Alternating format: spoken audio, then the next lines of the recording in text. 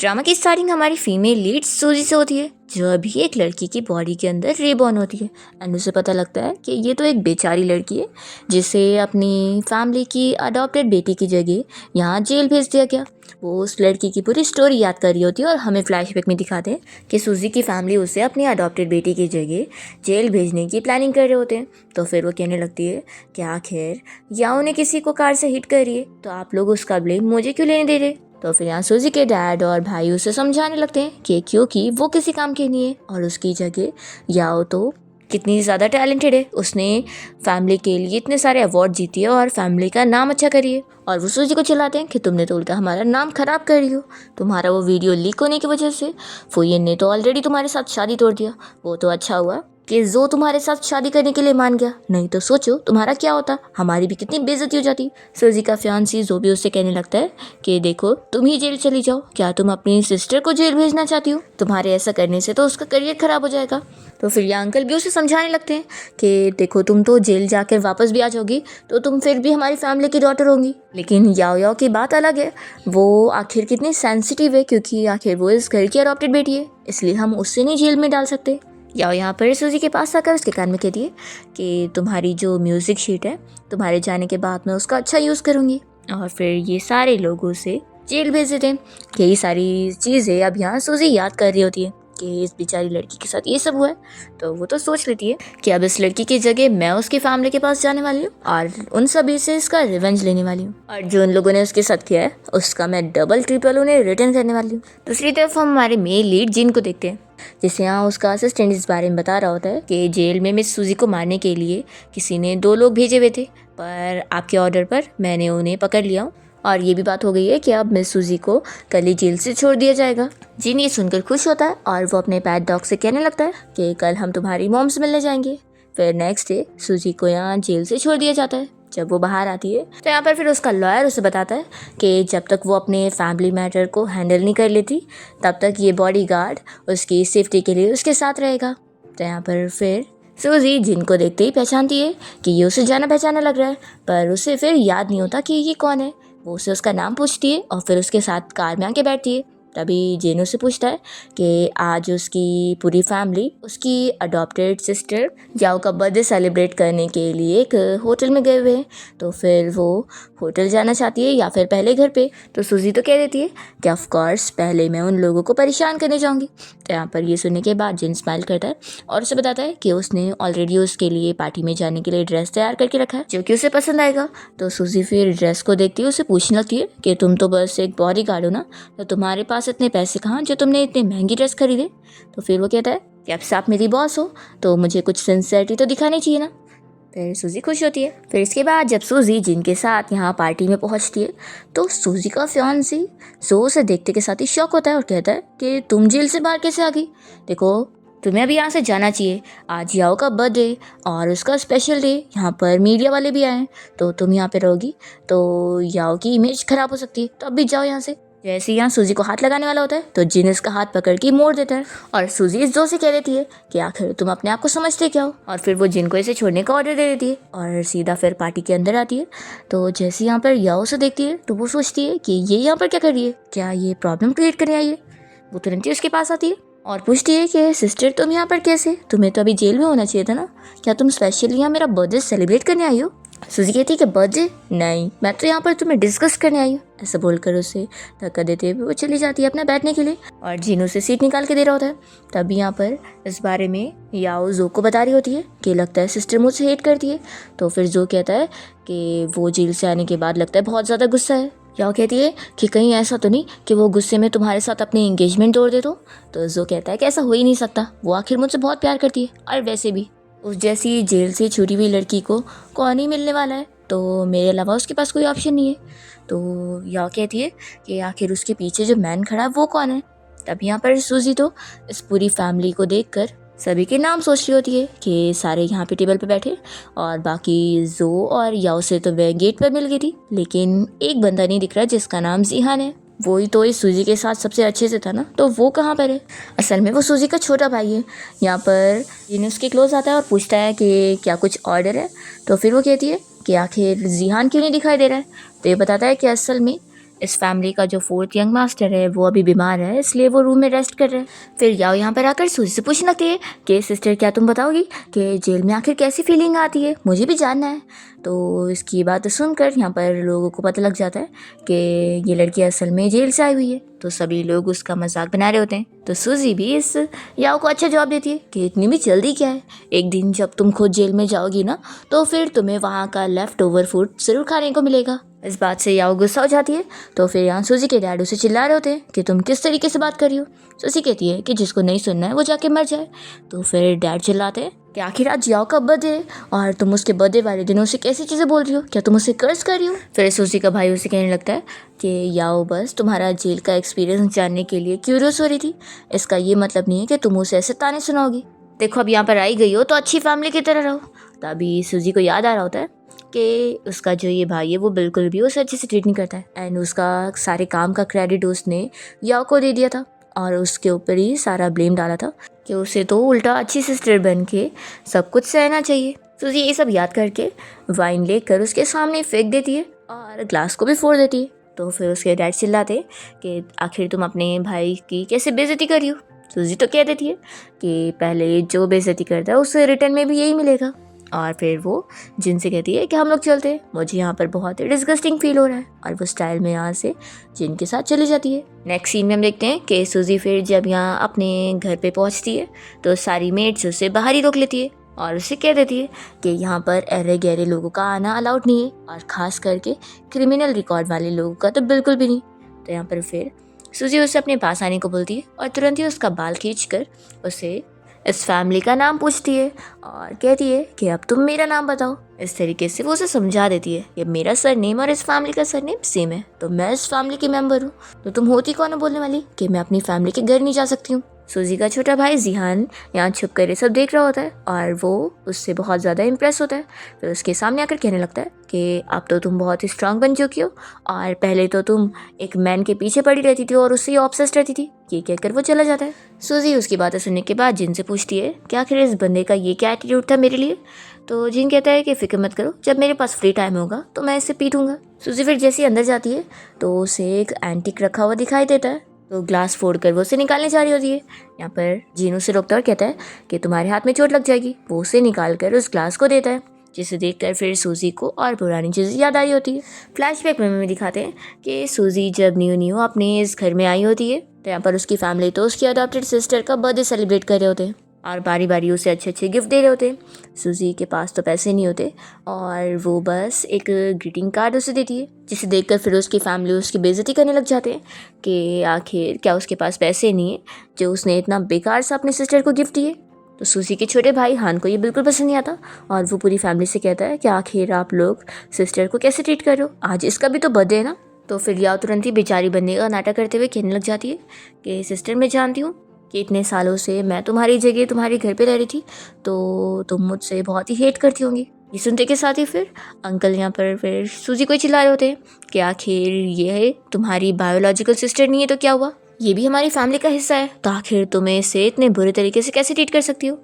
सूजी का भाई भी उसे चिल्ला देता है और कह देता है कि मैं तो तुम्हें नहीं बल्कि सिर्फ याओ को ही अपनी सिस्टर मानने वाला हूँ।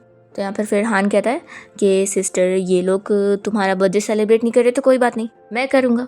और वो अपनी तरफ से सूजी को गिफ्ट दे रहा होता है, तो जल्दी से आंटी वो गिफ्ट लेकर इस याओ को दे देती है। अब यहाँ फ्लैशबैक ख़त्म होता है और सूजी जिनसे इस बारे में पूछ रही होती है कि ये एंटीक क्या कोई लग्जरी आइटम है, तो फिर वो उसे बताता है कि हाँ। सूजी को शक हो रहा होता है कि इसे लग्जरी चीज़ों के बारे में पता है, तो ये कोई नॉर्मल बॉडीगार्ड तो है नहीं। फिर इतने में सूजी की पूरी फैमिली यहाँ पर आ जाते हैं और आंटी तो उसे चिल्लाने लगती है कि आखिर उस गिफ्ट को तुमने हाथ कैसे लगाई, वो याओ का सबसे फेवरेट है। यहाँ पर सूजी का भाई भी उसे यही कह रहा होता है याओ की चीज़ों को हाथ मत लगाओ। सूजी कहती है कि अच्छा तो ये उसकी फेवरेट है। फिर वो इस ग्लास को गुस्से में उठा के ज़ोर से फेंक कर तोड़ देती है और कहती है कि सॉरी गलती से मेरा हाथ स्लिप हो गया। तभी यहाँ पर ये सारे लोग तो शॉक हो जाते हैं और हान ये सब देखकर खुश होता है कि उसने बिल्कुल सही करी है। और फिर हान वापस से अपना रूम में चला जाता है और फिर सूजी इन सभी को सुनाते हुए जिनसे कहने लगती है कि कुछ लोग कितने ख़राब होते हैं ना, जो कि दूसरों की चीज़ों को अपनी समझने लगते हैं। तो जिन कहता है कि ऐसे लोगों को अपने हाथों से गंदे काम करने की आदत हो गए, तो इनके तो हाथ ही काट देने चाहिए। फिर ये सुनकर याओ को तो चक्कर आने लगता है और वो तुरंत ही बेहोश हो जाती है। तो यहाँ पूरी फैमिली उसकी केयर में लग जाते हैं कि तुरंत ही डॉक्टर को बुलाओ। तभी सूजी जिन को ऑर्डर दे रही होती है कि जब तक याओ अनकॉन्शियस है तो मैं उसके रूम में रहूँगी, क्योंकि मैंने सुनी हूँ कि उसके रूम की लाइटिंग बड़ी अच्छी है। तो जिन उसके ऑर्डर पे फिर उसे याओ के रूम में लेके जाने के लिए निकलता है। इसके बाद जब याओ को होश आता है तो वो देखती है कि वो यहाँ सोफ़ा पर है। तो फिर वो पूरी फैमिली से पूछती है कि आप लोग मुझे मेरे रूम में क्यों नहीं लेकर गए। तो फिर ये लोग बताते हैं कि असल में तुम्हारे रूम में अब सूजी रह रही है। तो ये सुनकर वो शॉक हो जाती है। यहाँ पर फिर सूजी का भाई से बता रहा होता है तुम्हारे रूम से तुम्हारा सारा सामान भी दूसरे बेडरूम में शिफ्ट करवा दिए, और जब हम लोग तुम्हें लेकर हॉस्पिटल गए थे तब उसने ये सब करी। ये सुनने के बाद याओ को तो फिर से चक्कर आ जाता है। दूसरी तरफ हम देखते हैं कि सूजी यहाँ रूम में होती है और जब वो अपना बाल कॉम्ब करने जा रही होती है तो उसे कुछ आ ही नहीं रहा होता है। तभी जिन आकर उसकी हेल्प करने लगता है और कहता है कि अब से ये काम तुम मुझ पे छोड़ दो, मैं हैंडल कर लूँगा। तो फिर वो कहती है कि तुम्हें तो कितना कुछ आता है, आज होटल में भी मेरा बाल तुमने ही बनाए थे। फिर वो सूजी को रेडी कर देता है और वो पूछती है कि तुम यहाँ पर इसलिए आए हो ना क्योंकि वो याओ पक्का जाग गई होगी। तो ये बताता है कि हाँ जाग गई थी, लेकिन जैसे उसने सुनी कि तुमने उसका रूम ले लियो तो फिर वो गुस्से में फिर बेहोश हो गई। सूजी कहती है कि ये तो बस शुरुआत है, अभी स्ट्रेस को मैं क्या क्या नहीं करने वाली हूँ, इस सब से झेलना होगा। जिन पूछता है कि क्या तुमने इस फैमिली में अपनी अथॉरिटी अच्छे से इस्टेब्लिश कर ली। तो सूजी कहती है कि नहीं, अभी तो लास्ट स्टेप बचा हुआ है। तो फिर जिन पूछ रहा होता है कि अब तुम नेक्स्ट क्या करने वाली हो, तुम्हारा क्या प्लान है। सूजी कहती है कि नेक्स्ट प्लान ऑफ कोर्स ये होगा कि पहले मुझे अब याओ के सारे बैकर्स को डील करना है, और पहले मैं किसे चुनूंगी ये तो अभी मेरे मूड पे डिपेंड होगा। और फिर वो उसे अपने साथ डिनर पे नीचे चलने बोलती है। जब ये पूरी फैमिली फिर खाने के लिए बैठते हैं तो सूजी का कटोरा यहाँ पर सर्व किया ही नहीं जाता। तो सूजी अपने भाई जियांग का ले लेती है। ये देखते ही फिर वो उसे चिल्लाने जा रहा होता है, पर तभी उसे याद आता है कि उसका जो बॉडी गार्ड है वो कितना ज़्यादा स्ट्रिक्ट है। लास्ट टाइम ही उसने बोला था कि वो लोगों के हाथ काट देगा। तो यही डर के मारे वो बैठ जाता है और कहता है कि अपना हाथ मत जला लेना। फिर सूजी अपनी फैमिली को कुछ बोल रही होती है तो वो लोग तो उसकी बातों को इग्नोर करते हुए यहाँ पर याओ से बातें कर रहे होते हैं और उसे बता रहे होते हैं कि आज उसकी पसंद के सारे खाने बने हुए। सूजी को फिर गुस्सा आ जाता है और वो कटोरा रखती है और यहाँ पर उसके ऑर्डर पर जिन तुरंत ही सारे खाने को गिरा देता है। तो ये देखकर पूरे लोग शॉक हो जाते हैं और चिल्लाते हैं कि क्या तुम पागल हो गई हो, ये क्या हरकत है। तो सूजी कहती है कि ये मेरी तरफ से आप लोगों के लिए वार्निंग थी, अगर अगली बार इसे मेरे हिस्से का खाना छीन कर अगर आप लोगों ने इस याओ को दिया तो इससे भी ज़्यादा बुरा करूँगी, तो फिर याद रखना ऐसे करने की सोचना भी मत। ऐसा बोलकर फिर वो जिन के साथ चली जाती है और उसके पीछे पीछे यहाँ पर उसका छोटा भाई हान भी चला जाता है खुश होकर। तब यहाँ पर याओ को तो बहुत गुस्सा आती है। ये सोच रही होती है कि सब इस बॉडीगार्ड के दम पर वो इतना उड़ रही है, वो उसे प्रोटेक्ट जो कर रहा है, तो अब मुझे इस बॉडीगार्ड को खरीदना होगा। फिर ये तुरंत ही जिन के पास पहुंच जाती है और उसे पूछती है कि सूजी ने आखिर तुम्हें कितने पैसे दिए जो तुम उसके लिए इतना काम कर रहे हो कि उसे हर वक्त प्रोटेक्ट करते रहते हो। देखो मैं तुम्हें उससे डबल पैसा देने वाली हूँ, तो इसलिए मेरी बात सुनो और उसे प्रोटेक्ट करना बंद कर दो। और देखो मेरे साथ रहोगे ना तो फिर फ़ायदे में रहोगे। मेरी बहुत ही रिच फैमिली फू फैमिली में शादी होने जा रही है और मैं बहुत ही पावरफुल बन जाऊँगी। तो फिर यहाँ पर ये उससे उसके पैसे ले लेता है। याओ तो बड़ी खुश हो जाती है कि इस बॉडीगार्ड से डील करना तो इतना सिंपल था, पर तभी यहाँ पर जिन तो इसके ये पैसे फेंक देता है और उसे समझाने लगता है कि वो इसे ऐसे खरीद नहीं सकती, वो अपने आप को समझती क्या है। वो उसका लेवल बताने लगता है कि वो कितनी ज़्यादा यूजलेस है। सूजी की फैमिली को उसके अगेंस्ट करके ही तो वो यहाँ पर रह पा रही है, नहीं तो उसकी खुद की कोई वैल्यू कहाँ है। और एक रिच फैमिली में शादी करने के सपने देख रही है वो पावर पाने के लिए, और उसके ऊपर ऐसे हंसकर उसका लेवल दिखाकर यहाँ पर वो फ्रूट्स उठा लेता है और कहता है कि अब हट जाओ, मुझे अपनी मिस को फ्रूट देने जाना है, वो मेरा इंतज़ार कर रही होंगी। फिर याओ गुस्से में सूजी के फियांसी जो को कॉल करती है और उसे कहने लगती है कि यहाँ सूजी मुझे बुली कर रही है, तुम यहाँ मुझे प्रोटेक्ट करने के लिए आओ। फिर नेक्स्ट हम देखते हैं कि सूजी यहाँ ब्रेकफास्ट कर रही होती है और यहाँ पर जिन उसके साथ ही खड़ा होता है। तभी इतने में जो पहुँच जाता है सूजी को चिल्लाने के लिए। उससे कहता है कि मैंने सुना कि तुमने यहाँ पर आते के साथ ही याओ को परेशान करना शुरू कर दियो। पहले तो तुमने उसका रूम उसे छीन ली और उसका फेवरेट कप भी तोड़ दी। मुझे पता है कि तुम पुरानी चीज़ों की वजह से नफ़रत अपने दिल में पाल के रखी हो और यहाँ पर याओ को परेशान कर रही हो, लेकिन आखिर वो सब तो अब पास्ट है ना, तो तुम आखिर अब सब भूल क्यों नहीं जाती हो। सूजी गुस्से में यहाँ पर कांच के ग्लास नीचे गिरा देती है और फिर जिन को ऑर्डर देती है। तो फिर वो इस जो को पकड़कर तुरंत ही उससे टूटे हुए कांच पे नील डाउन करवाता है और यहाँ पर सूजी उसे बताती है कि तुम्हें क्या हुआ है, तुम अच्छे खासे जी तो रहे हो ना। जो कहता है कि ठीक है सॉरी, अगर मेरी बातें तुम्हें बुरी लगी है तो मैं आपसे ऐसी बातें नहीं बोलूँगा। और मन में सोचता है कि मुझे जल्द से जल्द इससे शादी करने के लिए मनाना होगा, नहीं तो फिर ये याओ के उस रिचेस्ट फैमिली फू फैमिली में शादी नहीं होने देगी। फिर जिन इसे वापस से चेयर पे बैठा देता है और जो सूजी को मनाने लगता है कि हम शादी कर लेते हैं, और वैसे भी हमारी शादी होने वाली है, तो एक काम करते हैं हम लोग अब से ही साथ में रहना शुरू कर देते हैं और मैं तुम्हारी पसंद के हिसाब से रूम को डेकोरेट करवा दूंगा। सूजी इसके लिए मान जाती है और कहती है कि मैं अभी वॉशरूम से आती हूँ, और फिर वो यहाँ से जाती है तो जिन भी उसके पीछे जाता है। ये देखकर जो को गुस्सा आती है कि बॉडीगार्ड हर वक्त उसके साथ ही क्यों रहता है। फिर यहाँ से जाते हुए सूजी वीक होकर नीचे गिरने लगती है और यहाँ पर रेन उसे तुरंत ही पकड़ रहा होता है। सूजी सोचती है कि इतना टाइम हो गया है, फिर भी ये लड़की आखिर उसे कितना पसंद करती थी कि उसकी बॉडी इतना स्ट्रांगली रिएक्ट कर रही है। फिर इसके बाद जिन सूजी को एक गिलास दूध ला के देता है तो वो कहती है कि फिक्र मत करो, मैं बिल्कुल ठीक हूँ। दूसरी तरफ हम देखते हैं याओ और जो यहाँ रूम में रोमांस करने आए होते हैं और याओ इससे पूछ रही होती है कि तुम आखिर उससे शादी करने के लिए माने क्यों। तो फिर वो कहता है कि तुम कितनी हार्टलेस हो, तुम्हारी रिचेस्ट फैमिली में शादी कराने के लिए तो मैं ये सब कर रहा हूँ। एक बार फिर तुम बहुत ही पावरफुल हो जाओगी तो फिर वो तुम्हारी एक फिंगर की बराबर भी नहीं होगी। सूजी इन लोग की ये सारी चीज़ें यहाँ पर सीसीटीवी फुटेज में देख रही होती है, तो जिन उसकी आंखें बंद करते हुए उसे ये गंदी चीज़ें देखने से मना कर रहा होता है। सूजी खुश हो रही होती है कि इन लोगों ने तो मेरा काम कर दिया। वो पूछती है कि वो रिचेस्ट फू फैमिली आखिर इस याओ को पिक करने के लिए कब आने वाले थे। तो फिर जिन बताता है कि वो फुयन कल ही आने वाला है। ये सुनते के साथ ही सूजी खुश होती है और कहती है कि फिर तो बहुत अच्छी बात है, आखिर वो याओ का फियांसी है ना, तो उसे इसका HD वर्जन सेंड कर देना, क्योंकि आखिर उसकी फियांसी का डेब्यूट उसे भी तो देखने मिलना चाहिए।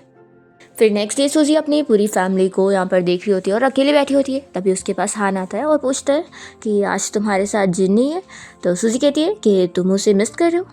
फिर यहाँ पर सूजी की पूरी फैमिली याओ के साथ ही बैठे होते हैं और उसे और सूजी को कंपेयर करते हुए सूजी को बातें सुना रहे होते हैं कि वो तो किसी काम की नहीं है और यहाँ पर याओ तो कितनी ज़्यादा अच्छी है, उसकी वजह से ही उनकी फैमिली को इतना ऑनर भी मिला और इतनी रिच फैमिली में उसकी शादी होने जा रही है। फिर याओ बड़ी खुश होकर अपनी फियांसी फुयन का वेलकम करने के लिए उसे मिलने जाती है और वो यहाँ पर पहुँचते के साथ ही उसे 2 थप्पड़ लगा देता है। तो ये पूरी फैमिली शॉक हो जाते हैं और पूछते हैं कि आखिर क्या हुआ है, क्या कोई मिसअंडरस्टैंडिंग हो गई है।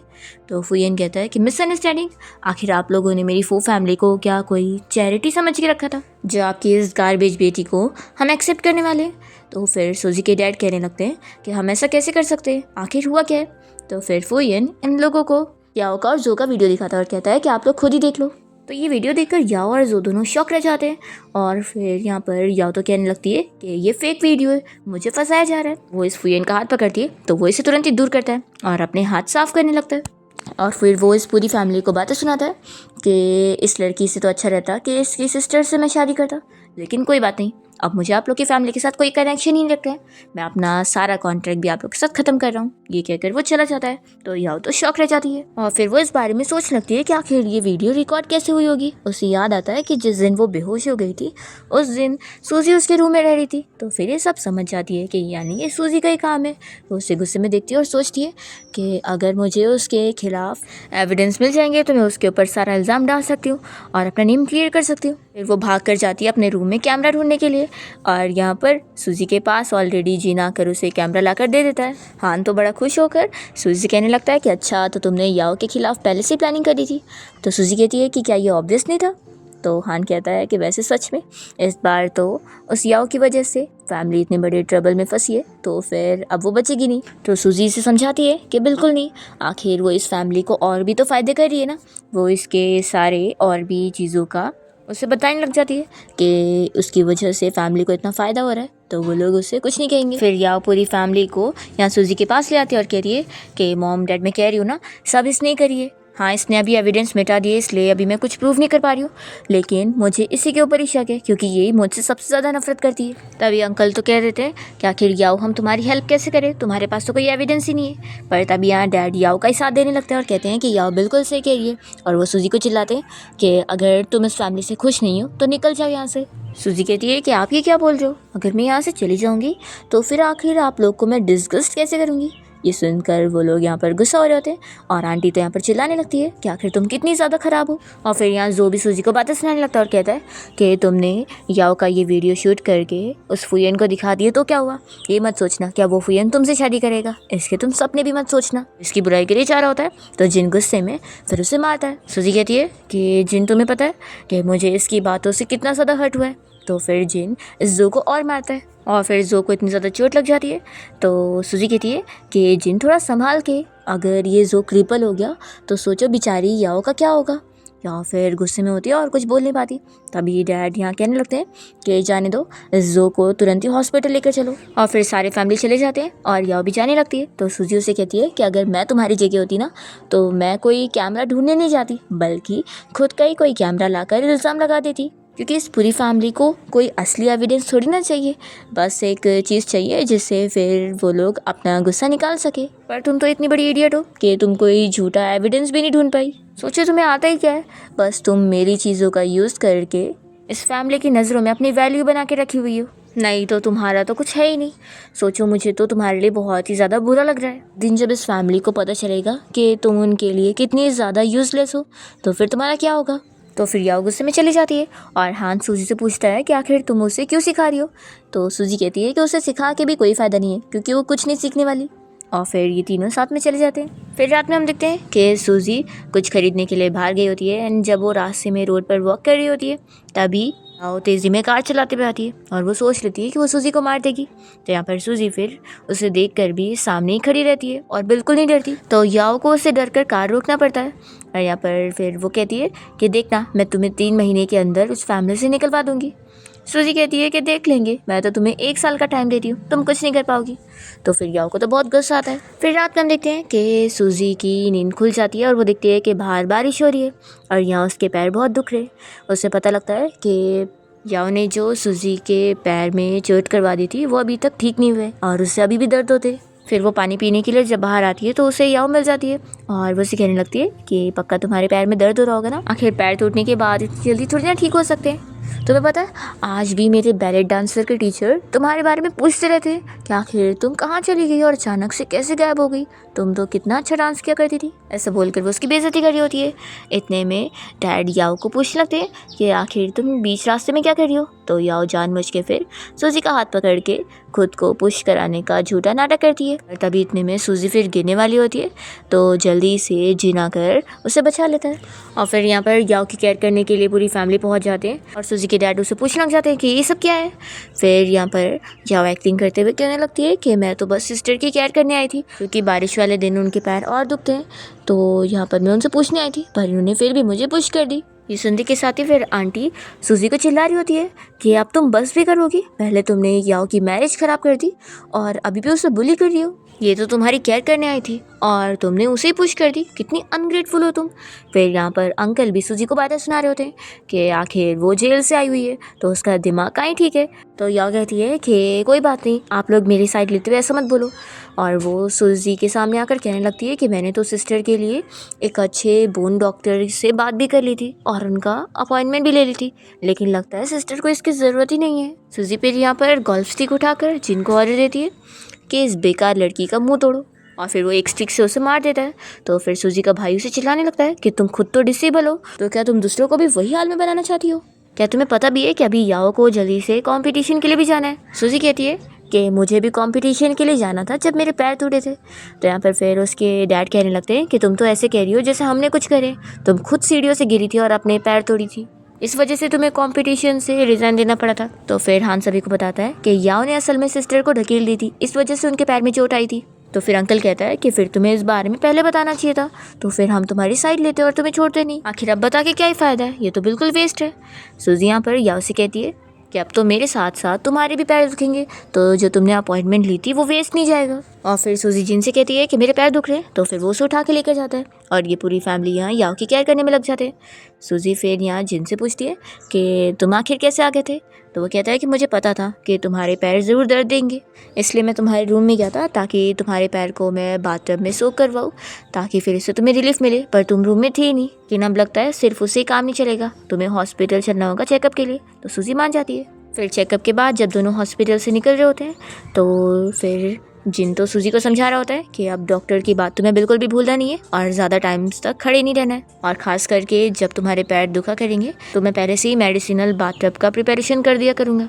तो वो कहती है कि ठीक है, मैं समझ गई। फिर सूजी पूछती है कि वैसे वो जो भी तो हॉस्पिटल में होगा ना, तो ये बताता है कि उसके साथ याओ भी है। तो सूजी कहती है कि अरे यार, काश पॉपकॉर्न और कोक भी होता तो ज़्यादा मज़ा आता।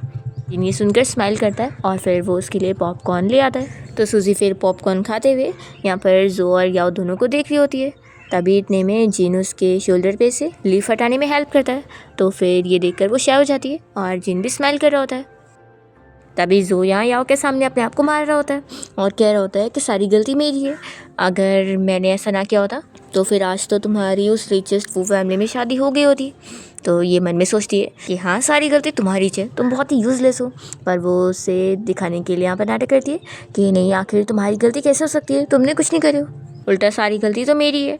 और अब तो मुझे कितना बुरा लग रहा है कि फैमिली को अब मुझ पर कितना डिसअपॉइंटेड फील हो रहा होगा, क्योंकि अब तो मेरे पैर में चोट भी आ गई है, मैं डांस भी नहीं कर सकती हूँ। तो फिर ये कहता है कि नहीं, तुम ऐसा अपने बारे में बिल्कुल मत फील करो। वैसे भी तुम तो बहुत ही अच्छी सिंगर भी तो हो ना, तुमने जो लास्ट टाइम जो सॉन्ग लिखी थी उसके ऊपर तुम्हें तो उस पर गोल्डन अवार्ड भी मिला था, तो क्यों ना तुम सॉन्ग लिखो। तो कह रही है कि अभी मेरी हालत ठीक नहीं है, इसलिए मैं सॉन्ग नहीं लिख पाऊंगी। तो जो इसका साथ देते हुए कहता है कि कोई बात नहीं, मैं उस सूजी से बोलूँगा कि वो अपनी मेहनत करे और तुम्हारे लिए सॉन्ग लिखे, कि उसकी वजह से तुम्हारा ये हाल हुआ है, तो उसे तुम्हें कंपनसेट करने के लिए इतना तो करना ही होगा, तभी मैं उसे शादी करूँगा। नहीं तो मैं उसे कह दूँगा कि मैं उसे बिल्कुल पसंद नहीं करने वाला और उसे कभी शादी नहीं करूँगा, तो फिर वो ज़रूर सुनेगी। तो फिर याओ खुश होती है और कहती है कि तुम कितने ज़्यादा अच्छे हो, वो उसे थैंक्स बोल रही होती है। सूजी ये सब देखने के बाद जिनसे कहती है कि अब मैं बोर हो चुकी हूँ, चलो हम लोग यहाँ से चलते हैं। जब ये लोग यहाँ से जा रहे होते हैं तभी इतने में अंकल यहाँ पर सूजी को लेकर कहने लगता है कि अच्छा, तो अब तुम फिर से झूठा बीमार होने का नाटक कर रही हो, सच में तुम कितनी ज़्यादा ड्रामेबाज हो। सूजी को इस अंकल को देखकर पुरानी चीज़ें याद आ रही होती है कि कैसे इसने सूजी को पहले भी बुरी तरीके से ट्रीट किया है। जब बहुत पहले उसके पैर में चोट लग गई थी तो वो घर पे यहाँ पर मेडिसिन लेकर आई हुई थी और वो अपने डैड से पैसे मांग रही थी हॉस्पिटल में देने के लिए। तो यहाँ पर फिर उसके अंकल ने उसका स्टैंड भी नीचे गिरा दिए थे और उसके ऊपर झूठ एक्टिंग करने का इल्ज़ाम लगाए थे कि वो कोई बीमार है भी नहीं और झूठा नाटक कर रही है। आंटी भी कह रही होती है कि बस वो नॉर्मली सीढ़ियों से तो गिरी है ना, तो इतना क्या नाटक कर रही है, इतनी थोड़ी ना चोट आएगी। और वो सभी उसको मिलकर इग्नोर कर रहे होते हैं और उसकी बीमारी को झूठा बोल रहे होते हैं। सूजी अपनी मेडिकल रिपोर्ट भी दिखाने लगती है, तो भी अंकल कहते हैं कि तुमने पैसे लेने के लिए झूठी मेडिकल रिपोर्ट भी बना ली। तभी आओ यहाँ पर उसे झूठा पैसा देने का नाटक करती है, तो सूजी लेने जा रही होती है। तभी अंकल रोक देते हैं कि इसके इस झूठ को तुम बिलीव मत करो और इसे कोई पैसे देने की ज़रूरत नहीं है। अभी फ्लैशबैक यहाँ पर ख़त्म होता है और सूजी को तो बहुत ज़्यादा गुस्सा आती है इस अंकल के ऊपर। तो वो तुरंत ही जिन से कहती है कि मुझे ना किसी को भी सर ऊपर करके बात करना बिल्कुल पसंद नहीं है। तो फिर जिन तुरंत ही इस अंकल को पकड़ के नीचे बैठा देता है और फिर सूजी इस अंकल को अच्छे से सबक सिखाती है और उसकी टाई को यहाँ पर टाइट करते हुए उसका दम घोट देती है और कहती है कि याद रखना, ये तो कुछ भी नहीं था, अगली बार अगर तुमने मुझे परेशान करने की कोशिश की तो इससे भी ज़्यादा बुरा होगा और मैं तुम्हें भी डिसेबल कर सकती हूँ, फिर देखते हैं तुम कितनी एक्टिंग करोगे बीमार होने की। और फिर इसे डराने के बाद सूजी तो यहाँ से चली जाती है। फिर सूजी जब जिन के साथ घर पहुँचती है तो वो मेड वगैरह से इस बारे में पूछती है कि हान कहाँ पर है। तो फिर वो लोग बताते हैं कि यंग मास्टर कहीं बाहर गए हुए। फिर दूसरी तरफ हम हान को देखते हैं जिसे यहाँ पर याओ ने हॉस्पिटल में बुलाई होती है और वो उसे कह रही होती है कि तुम्हें अब मेरे लिए सॉन्ग लिखना होगा, अगर तुम नहीं लिखोगे ना तो तुम्हारी उस सिस्टर के साथ मैं और बुरा करूँगी। फिर ये सूजी के लिए यहाँ पर मान जाता है कि ठीक है, लेकिन फिर दोबारा उसे परेशान मत करना। दूसरी तरफ सूजी के पास जोर से मिलने क्या होता है और उसे कह रहा होता है कि तुमने याओ के पैर तोड़ दिए सिर्फ इस वजह से कि मैंने और उसने नाइट स्पेंड करे। सच में तुम तो मेरा अटेंशन पाने के लिए कितना कुछ करती हो, सच में ये सब चाइल्डिश ट्रिक्स करके तुम थकी नहीं। ठीक है चलो, अब मैं तुम्हें आखिर कुछ प्रेफरेंस दे देता हूँ, तुम अगर चाहती हो कि मैं तुम्हें अपना अटेंशन दूँ तो तुम्हें उसके लिए फिर याओ के लिए सॉन्ग लिखना होगा, तभी मैं तुम्हें माफ़ करूँगा और प्रिटेंड करूँगा कि कुछ भी नहीं हुआ है। तभी हान ये सब सुनते हुए यहाँ पर आता है और इस दो को चिल्लाता है कि तुम निकलो यहाँ से, तुमने अपने आप को समझा क्या है जो मेरी सिस्टर तुम्हारे लिए सॉन्ग लिखेगी। तभी यहाँ पर सूजी जो की बात मान जाती है कि ठीक है, सॉन्ग लिखना है ना, मैं लिख दूँगी। तो हान ये सुनकर शॉक होता है और कहता है कि सिस्टर क्या तुम्हारा दिमाग ख़राब हो गया, तुम भूल गई कि इसके और याओ के बीच में क्या चल रहा है। तो जो हान से कहता है कि तुमसे ज़्यादा तो तुम्हारी सिस्टर का दिमाग ठीक है, और ये कहकर जो चला जाता है। तो फिर हान फिर सूजी को चिल्ला रहा होता है कि आखिर ये जो बोलेगा क्या तुम सब करोगी, तुम्हें क्या हो गया है। सूजी कहती है कि अच्छा तो तुम मुझे सिखाओगे। तो हान कहता है कि अगर अब मैंने तुम्हें कुछ और सिखाया ना तो मैं एक दुआ कहूँगा। ऐसा वो बोलकर गुस्से में जा रहा होता है। पर फिर वो वापस आता है और कहता है कि मैंने तुम्हारे लिए प्लास्टर तुम्हारे रूम में रख दिया हूँ, अगली बार जब तुम्हारा पैर दुखेगा तो उसे लगा लेना और तुम्हारी मर्जी है, यूज़ करना है तो करना वरना मत करना। ये बोल के वो चला जाता है। तो सूजी फिर यहाँ स्माइल कर रही होती है कि उसका ये भाई उसके लिए कितना कैरिंग है। फिर नेक्स्ट डे सूजी जब रूम से बाहर आती है तो उसे पता लगता है कि याओ हॉस्पिटल से डिस्चार्ज होकर आ गई है और उसने सॉन्ग भी लिख चुकी है जिसको साइन करने के लिए उसकी सीनियर यहाँ पर आई होती है और उसकी तारीफ़ें कर रही होती है। तो पूरी फैमिली याओ से बड़े खुश हो रहे होते हैं। सूजी यहाँ पर सॉन्ग की शीट्स देखती है तो सोचती है कि उसने सच में मेरे लिखे हुए सॉन्ग को तो यूज़ ही नहीं करी। फिर यहाँ पर वो और हान मिलकर इस सारे शीट के एरोप्लेन बनाकर फेंक रहे होते हैं। और फिर फाइनली जब सॉन्ग के लॉन्च वाला दिन आता है तो यहाँ पर याओ के बहुत सारे फैंस आए होते हैं और साथ में उस सिंगर के भी। जब वो यहाँ सिंगिंग करने के लिए अंदर जाती है तो याओ तो बड़ी खुश हो रही होती है और सूजी से कहने लगती है कि तुम्हें क्या लगा था मैं तुम्हारा सॉन्ग यूज़ करूँगी? मुझे पता है कि तुमने अपने सॉन्ग में तो कुछ गड़बड़ी करके रखी होंगी, इसलिए मैंने तुम्हारा यूज़ बिल्कुल नहीं करी। और देखना अब मेरा सॉन्ग कितना ज़्यादा फेमस होगा। फिर सूजी जिनसे इस बारे में पूछ रही होती है कि आज इस याओ के लिए इतना बड़ा दिन है और जो यहाँ पर नहीं आया, ये तो बहुत ही ज़्यादा अजीब हुआ है। फ्लैशबैक में दिखाते हैं कि कल रात असल में जिन ने जो को किडनैप करवाया था और उसे यहाँ पर मारने का डरा कर उसे धमकी दिया था। तो जो ने भी डर के मारे उसे प्रॉमिस कर लिया था कि वो दोबारा कभी सूजी को परेशान नहीं करेगा और इवन उसके सामने भी नहीं जाएगा। तो इस वजह से ही यहाँ पर जो आया ही नहीं होता है। फिर यहाँ जब वो लड़की सिंगिंग कर रही होती है तो बीच में ही उसके कान में बहुत ज़्यादा दुखता है और वो चिल्लाते हुए बाहर आती है। डॉक्टर फिर तुरंत ही उसे लेकर जाता है और यहाँ पर रिपोर्टर को बताता है कि जानबूझ के जिसने भी सॉन्ग लिखा है उसकी फ्रीक्वेंसी तेज़ की गई है, ये उसे मारने की कोशिश की गई है जानबूझ के। तो यहाँ पर फिर याओ का नाम खराब हो जाता है और उसके सारे फैंस यहाँ पर चिल्लाने लग जाते हैं। सूजी ये सब सुनने के बाद जिन के साथ फिर यहाँ से चली जाती है और फिर वो कार में यहाँ हान से इस बारे में पूछती है कि यानी तुम्हें उस सिंगर के हियरिंग लॉस प्रॉब्लम के बारे में पहले से पता था, इसलिए तुमने जानबूझ के अपने सॉन्ग में उसकी फ्रीक्वेंसी ज़्यादा कर दी है ताकि फिर उस याओ का सब कुछ ख़राब हो जाए। तो हान शॉक होता है कि तुम्हें इस बारे में पहले से पता था कि उसके लिए सॉन्ग मैंने लिखा हो। सूजी कहती है कि क्या तुमने इस बारे में सोचे हो कि जो तुमने ये हरकत कर रहे हो, अगर जाओ एविडेंस दिखा देगी कि तुमने ही असल में ये सॉन्ग लिखे हो तो फिर क्या तुम बचोगे? वो ये बहाना बना देगी कि उसने अपने भाई को इस इंडस्ट्री में आने का एक चांस दी और उसे सॉन्ग लिखने के लिए बोली थी, तो फिर तो सारा ब्लेम तुम पर आ जाएगा, तुमने तो ये सोचा ही नहीं।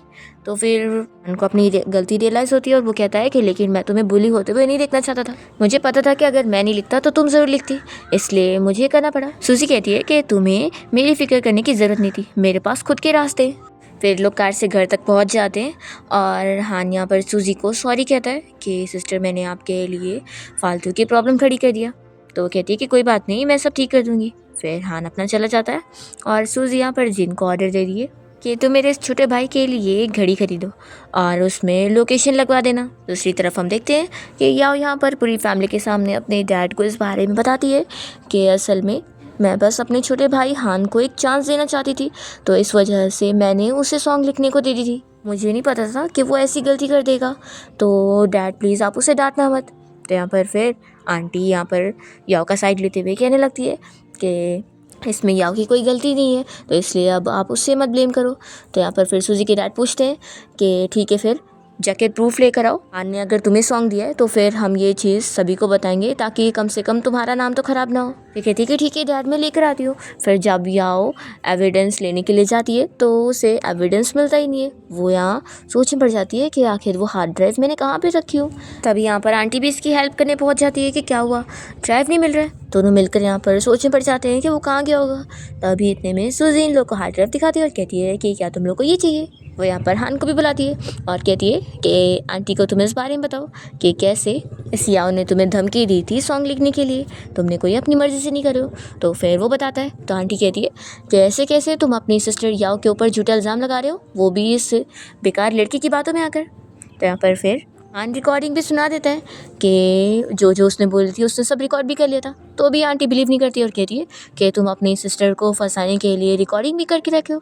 सूजी ये सुनकर हंसने लगती है और कहती है कि सच में जब कोई इतना ब्लाइंड हो तो उसे कुछ भी दिखाया नहीं जा सकता है। फिर सूजी इन लोगों से कहती है कि तुम लोग को ये हार्ड ड्राइव चाहिए ना, तो ठीक है ले लो, और वो उसे बहुत दूर फेंक देती है और वो पानी में गिर जाता है। तो जल्दी से फिर आंटी और ये याओ उसे लेने के लिए जाते हैं। कहता है कि सिस्टर तुमने तो उसे पानी में फेंक दी, फिर वो मिल जाएगा तो वो लोग ठीक करवा लेंगे। तो सूजी फिर इसे दिखाती है कि वो असली वाली नहीं थी, असली वाली तो मेरी पास है। तो ये सुनकर फिर हान बहुत ही इम्प्रेस होता है और कहता है कि सच में मैं अब बहुत ही खुश हूँ कि अच्छा हुआ मैंने तुमसे पंगा नहीं लिया। तभी सूजी यहाँ पर इसे एक बॉक्स देती है और कहती है कि ये तुम्हारे लिए गिफ्ट है। तो फिर वो खोलकर देखता है कि उसके अंदर इतनी अच्छी सी वॉच है, उसे बहुत ही पसंद आती है। फिर वो नाटक करते हुए कहता है कि तुम्हें अपने सेविंग्स अपने पास रखनी चाहिए, मेरे ऊपर वेस्ट करने की क्या ज़रूरत थी, और ये कोई इतनी खास भी नहीं है। सूजी कहती है कि लो फिर मैं ले लेती हूँ। तो फिर वो कहता है कि नहीं, आखिर मेरी सिस्टर ने मुझे दिए तो मैं इसे रख ही लेता हूँ। सूजी उसके सर पे हाथ करती है और कहती है कि चलो छोटे बच्चे अच्छे से एक्सेप्ट कर लो, मुझे पता है कि तुम ये सब नाटक कर रहे हो जबकि तुम्हें बहुत पसंद आई है। मुझे यकीन है तुम अच्छे से ड्रेसअप होगे ना तो ये वॉच तुम पर बहुत ही अच्छी लगेगी, तो कल रेडी हो जाना। फिर नेक्स्ट डे या उस हार्ड ड्राइव को ठीक कराने के लिए लेकर गई होती है और वो कह रही होती है कि प्लीज़ आप इसे जल्दी ठीक करके दे दो क्योंकि मुझे अभी इसका बहुत ही ज़रूरी काम है। तभी यहाँ स्टोर में 2 लड़कियाँ आई होती है जो कि उसी आइडल की फ़ैन होती है जिसको चोट लग चुकी है।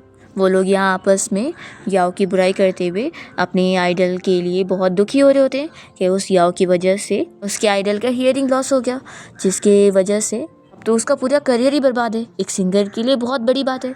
याओ ये सब सुनकर अपना मुंह छुपा रही होती है ताकि लोग गलती से भी इसे पहचान न ले। ये दोनों लड़कियां आपस में बात कर रही होती है कि वो याओ और उसकी फैमिली पब्लिक में कह रहे हैं कि सब उसके भाई ने सॉन्ग लिखा था, तो आखिर उसे कोई प्रूफ भी दिखाना चाहिए। ऐसे कैसे वो अपना इल्ज़ाम अपने भाई पे डाल दिए, हम कैसे यकीन कर ले। ये दोनों लड़कियां याओ को पहचान लेती है और जल्दी से उसका चेहरा अच्छे से देख लेती है और उसका यहाँ पर बाल नोचने लग जाती है और अपनी आइडल का बदला निकाल रही होती है। तो याओ कहती है कि छोड़ो मुझे, मेरे पास एविडेंस है, मेरे भाई ने ही सॉन्ग लिखा है, मैंने नहीं, मैं ये प्रूफ करके दिखा दूंगी और मैं एविडेंस लेकर भी आई हूँ। फिर यहाँ पर वो बंदा जल्दी जल्दी ठीक करके दे देता है कि ये लो देख लो और यहाँ पर झगड़ा करना बंद करो। तो फिर याओ को दोनों लड़कियाँ छोड़ देती है और याओ कहती है कि चलो अभी मैं तुम लोग को एविडेंस दिखाती हूँ, फिर ये प्रूफ हो जाएगा। फिर लोग जब वीडियो निकाल कर देखते हैं तो उसमें कोई प्रूफ नहीं होता बल्कि फिंगर दिखाती हुई इमोजी होती है, जिसके बाद फिर याओ तो फंस जाती है कि सूजी ने उससे फूल बनाई। दूसरी तरफ हम देखते हैं हान को जो कि सुबह उठने के बाद बहुत ही अच्छे से तैयार होता है ताकि सूजी ने बोली थी ना कि वो अच्छे से तैयार होकर वॉच पहने। यहाँ पर फिर वो रेडी होने के बाद फिर घर से बाहर आता है और देखता है कि यहाँ पर एक वैन आई हुई है। तो वो सोचता है कि पहली बार है कि मेरी सिस्टर मुझे वैन में पिक करने आई है। अभी वैन में कुछ गुंडे जो बैठे होते हैं वो इसे वैन में भर के लेकर चले जाते हैं और हम देखते हैं कि ये सब याओ ने करवाई होती है। वो जो इतनी मार खाई होती है तो इसका वो सबसे पहले बदला इससे निकाल रही होती है। फिर हम देखते हैं कि ये गुंडे यहाँ पर हान का मुंह खोलते हैं और उसे बताते हैं कि उन लोगों को उसे सबक सिखाने के लिए अच्छे खासे पैसे मिले हुए हैं। तो फिर हान इन गुंडों से फाइट करने के लिए सबसे पहले अपनी वॉच को अच्छे से उतार के रख देता है और वो इन सभी से फाइट करता है तो वो सभी तो इससे डर जाते हैं। यहाँ पर फिर हान समझ जाता है कि सूजी उसे बचाने के लिए आने वाली है, तो इन लोगों से कह देता है कि मेरी सिस्टर की ट्रिप वेस्ट नहीं जानी चाहिए, इसलिए तुम लोग समझ गए ना, अभी तुम लोग को अच्छे से एक्टिंग करनी होगी। और वो वापस से इन लोग को अपने आप को बांधने बोल देता है और झूठी एक्टिंग करने बोल रहा होता है। फिर इतने में सूजी यहाँ पर जिन के साथ पहुँच जाती है और उसे देखकर यहाँ पर हान तुरंत ही एक्टिंग करने लगता है कि सिस्टर मुझे जल्दी से बचा लो। फिर यहाँ पर ये गुंडे तो खुद ही ऑलरेडी डरे हुए होते हैं। सूजी जिन को ऑर्डर देती है तो वो जैसे आगे बढ़ता है तो ये लोग जल्दी से जाके छुप जाते हैं। और फिर जब सूजी जिन और हान के साथ घर पहुँचती है तो देखती है कि याओ तो यहाँ पर इसका इंतज़ार कर रही होती है। और फिर सूजी जिन और हान दोनों से कहती है कि तुम लोग अपना ऊपर रूम में जाओ। तो याओ भी गुस्से में बाकी दोनों मेट्स को जाने के लिए बोलती है और फिर वो इसे चिल्लाकर पूछती है कि ये सब तुम्हारा ही काम है ना। तो सूजी कहती है कि तुम्हें तो मुझे थैंक्स करना चाहिए, देखो अब तो तुम आराम से सारा ब्लेम मुझ पे डाल सकती हो कि मैंने हार्ड ड्राइव फेंक दी, इसलिए तुम अपना ब्लेम नहीं हटा पाई और मेरी वजह से अब सारे लोग तुमसे नफरत कर रहे हैं। और बताओ, तुम तो मुझे थैंक्स करने के बजाय मुझे अक्यूज़ कर रही हो। तुम्हें पता है तुम्हारी क्या गलती है कि तुम मुझे हरा नहीं पा रही हो, क्योंकि तुम्हारे अंदर कुछ भी क्वालिटी नहीं है, ना तुम्हारे अंदर फैशन सेंस है और ना ही तुम्हें कुछ आता है। ये बोलकर सूजी फिर यहाँ से चली जाती है। जब वो अपने रूम में यहाँ पर निशानी लगा रही होती है तो यहाँ पर जिन उसके लिए फ्रूट लेकर आता है और कहता है कि यानी कि तुम तो मेरे बिना भी अपने आप को प्रोटेक्ट कर सकती हो। सूजी कहती है कि तो क्या, इंटेलिजेंस में तो मुझे कोई हरा ही नहीं सकता।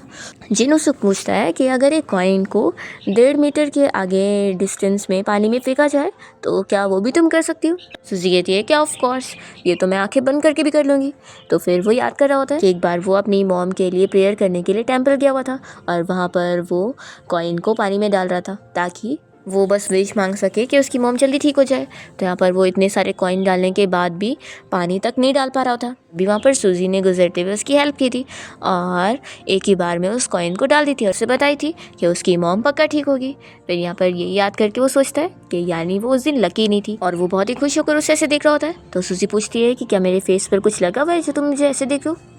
तो फिर जिन सूजी को इस बारे में बताता है कि उसका अंकल हॉस्पिटल से डिस्चार्ज हो चुका है और वो लोग मिलकर प्लानिंग कर रहे हैं कि वो लोग याओ को वापस से प्रमोट करने वाले और वापस इंडस्ट्री में लाने वाले। तो ये कहती है कि मुझे पहले से पता था, तो चलो अब उस अंकल को हराने के लिए पहले मुझे कुछ पैसे कमाने की ज़रूरत होगी, नहीं तो मैं स्टॉक्स कैसे खरीदूँगी। फिर वो जाती है और बहुत सारी अलग अलग लॉटरी खरीद कर सभी को स्क्रैच कर रही होती है कि क्या पता कोई वो लॉटरी जीत जाए। और क्योंकि पहले से ही जिन ने तो लॉटरी जीतने का इंतज़ाम करके रखा था, इसलिए वो 5 मिलियन की लॉटरी जीत भी जाती है और बहुत ज़्यादा खुश होती है कि अब इन पैसों से वो काम हो जाएगा। सूजी फिर अपने अंकल के सामने अच्छी बनने का नाटक करती है और उनके साथ में घर आ जाती है, जो कि अभी भी उसके साइड नहीं होते और उसे अभी भी गलत बोलते हुए याओ का ही साथ दे रहे होते हैं। रात में सूजी सोफा पर ही सो जाती है, तो फिर हान कह रहा होता है कि मैं जाता हूँ, मेड को बुला लेता हूँ ताकि वो मेरी सिस्टर को रूम तक छोड़ दे। तभी यहाँ पर जिन जब सूजी को देखने आता है तो उसे ऐसे सोते हुए देखकर वो उसे किस करने जा रहा होता है, पर इतने में वो फिर हटा लेती है, तो फिर ये उसे किस नहीं करता और उसे उठा के रूम में लेके जाता है। फिर नेक्स्ट मॉर्निंग हम देखते हैं कि सूजी ने हान के लिए ब्रेकफास्ट बनाई होती है और यहाँ पर हान उससे कह रहा होता है कि सिस्टर तुम्हें नहीं लगता है कि वो जिन पक्का तुम्हें लाइक करता होगा। तो सूजी कहती है कि आखिर मैं इतनी फेयर हूँ, इतनी ब्यूटीफुल हूँ, तो ऐसे कैसे वो मुझे लाइक नहीं करता। अगर नहीं करता होगा ना तो उसके अंदर प्रॉब्लम होगी। हान कहता है कि वैसे अगर उसका कोई अल्टरियर मोटिव होगा ना तुम्हारे अगेंस्ट, तो मैं तो उसे छोड़ने वाला नहीं हूँ। सूजी कहती है कि ये सब छोड़ो और खाने पे ध्यान दो। फिर यहाँ वो उसका ब्रेकफास्ट टेस्ट करता है, जो कि उसे बिल्कुल पसंद नहीं आता, पर वो झूठा नाटक करता है कि नहीं सिस्टर बहुत ही अच्छा बना है। तो सूजी अपनी तारीफ सुनकर खुश हो रही होती है कि मैं हूँ ही बहुत ही अच्छी शेफ़। नेक्स्ट डे वो अपनी पूरी फैमिली के सामने यहाँ पर अपनी खुद की बड़ाई कर रही होती है कि उसने जो स्टॉक खरीदी उसका प्राइस काफ़ी बढ़ते जा रहा है। तो यहाँ पर वो जानबूझकर उन लोगों को सुना रही होती है ताकि उन लोग के मन में भी लालच आए और वो भी यही सब काम करे। फिर इसके बाद हम देखते हैं कि सूजी और जिन ड्रिंक करने जाते हैं और जिन थोड़ा सा ही ड्रिंक करने के बाद इतना ड्रिंक हो जाता है और बेहोश होते होते उसे बताता है कि असल में वो अल्कोहल ड्रिंक नहीं कर पाता है। फिर सूजी इसे लेकर घर आती है। जब उसे वो बेड पे लिटा रही होती है तभी वो थोड़ा होश में आता है और उसे सूजी को देखकर लगता है कि वो सपना देख रहा है, तो फिर वो उसे किस करने लग जाता है। यहाँ पर सूजी उसे रोकने की कोशिश करती है पर वो उसे किस करे जा रहा होता है, तो सूजी फिर उसे एक हाथ नेक पे मार के बेहोश कर देती है और वो गुस्सा हो जाती है कि इसका मेरे खिलाफ ऐसा मोटिव था, अब मैं इसे छोड़ूंगी नहीं। फिर नेक्स्ट डे वो अपना तैयार होने के लिए जिन के बजाय किसी हेयर स्टाइलिस्ट को बुलाती है, जो कि यहाँ उसे रेडी कर रहा होता है, पर सूजी को इसके बनाए हुए हेयर बिल्कुल पसंद नहीं आते और वो तो जिन के बारे में सोच रही होती है। तभी इतने में जिन यहाँ पहुँच जाता है और वो ये देखकर गुस्सा हो जाता है कि वो यहाँ पर उसके हेयर स्टाइल करने आया था, पर उसने ऑलरेडी किसी और से रेडी हो गई है। यहाँ पर वो उस बंदे को गुस्से में देखता है और उसे जाने बोल देता है और सूजी से आकर कहने लगता है कि उसके हेयर बिल्कुल भी उसने अच्छे नहीं बनाए। तो सूजी फिर यहाँ उसे किस करने के लिए क्लोज आती है, तभी वो रोक देता है और कहता है कि तुम ये क्या कर रही हो। सूजी कहती है कि क्या हुआ, कल रात तो तुम्हें बड़ा अच्छा लग रहा था। तो फिर जिन कहता है कि यानी कल रात जो हुआ था वो सपना नहीं था। सूजी तो इससे बहुत ज़्यादा ही गुस्सा हो जाती है और कहने लगती है कि मैं हर चीज़ अपना खुद कर सकती हूँ, मुझे किसी के ऊपर डिपेंड होने की ज़रूरत नहीं है। तो यहाँ पर फिर जिन उसे बताने लगता है कि मैं मानता हूँ कि कल रात मैंने लिमिट क्रॉस कर दिया, लेकिन मैं कल होश में नहीं था।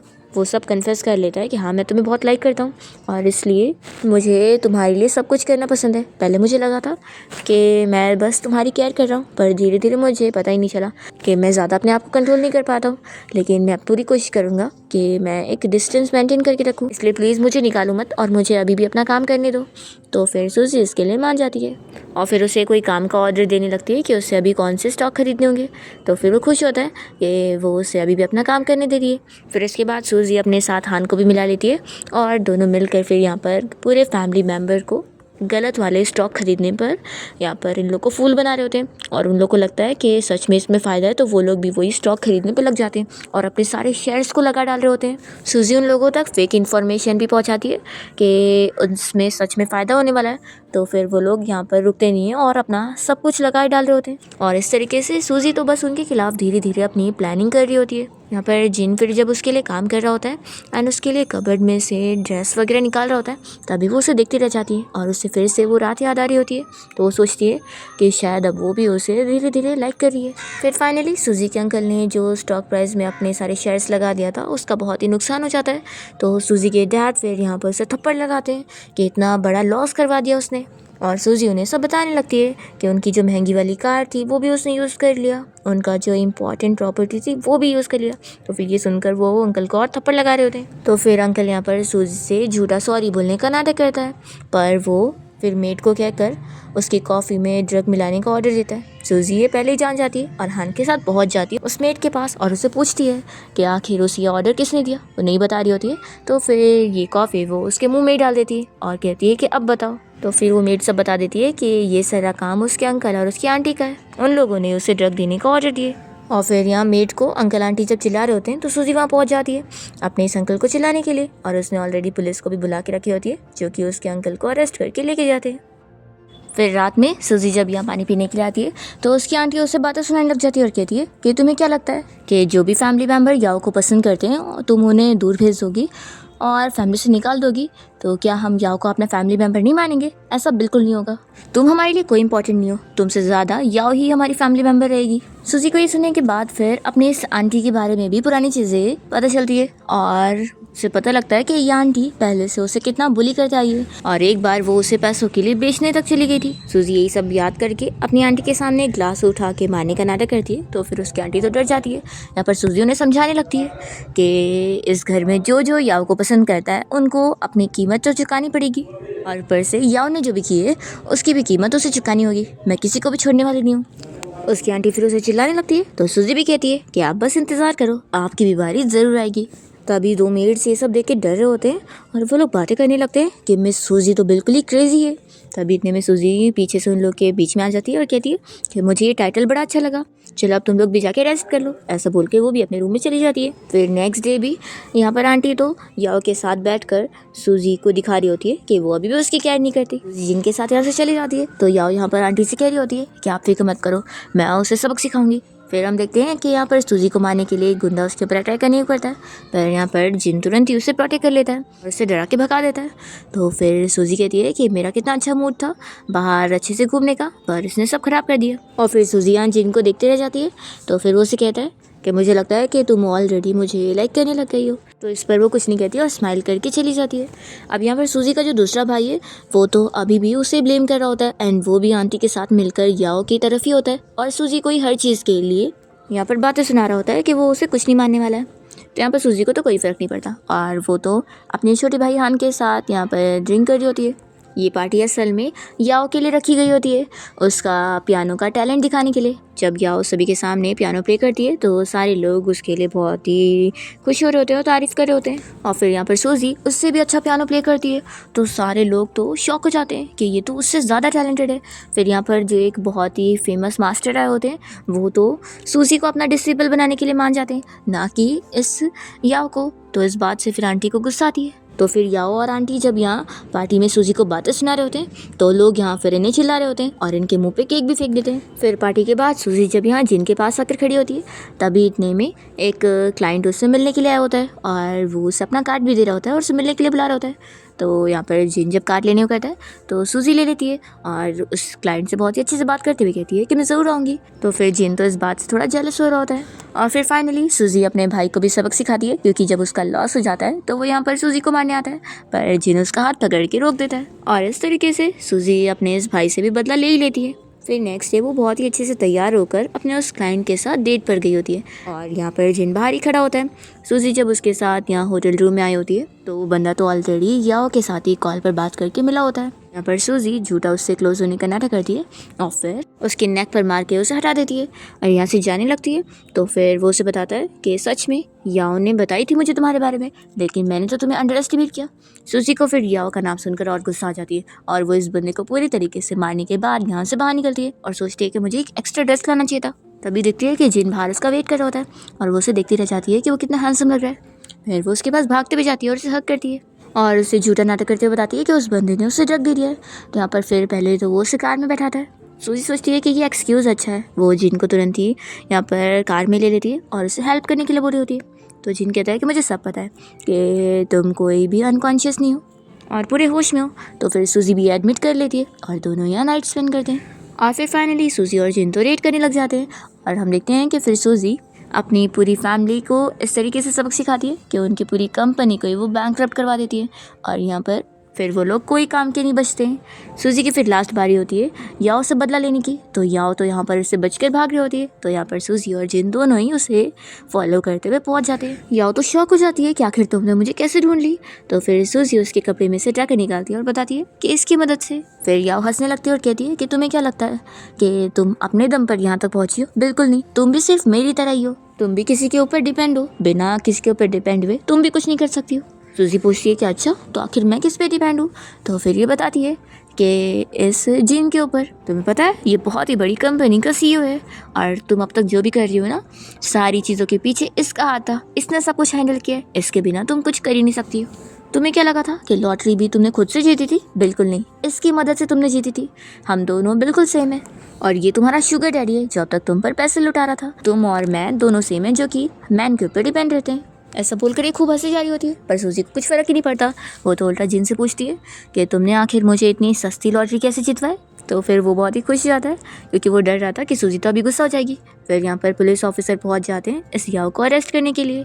और सूजी याओ से कहती है कि तुम्हें याद है जब सबसे पहली बार मैं जेल से छूटने के बाद आई थी तो मैंने क्या बोली थी कि तुम जेल का खाना जरूर टेस्ट करोगी, तो अब तुम्हारी बारी है। फिर यहाँ पुलिस ऑफिसर याओ को अरेस्ट करके लेके चले जाते हैं। इस तरीके से सूजी अपना सारा बदला ले लेती है और फिर वो जिन से कहती है कि अब तुम क्या एक्सप्लेन करोगे।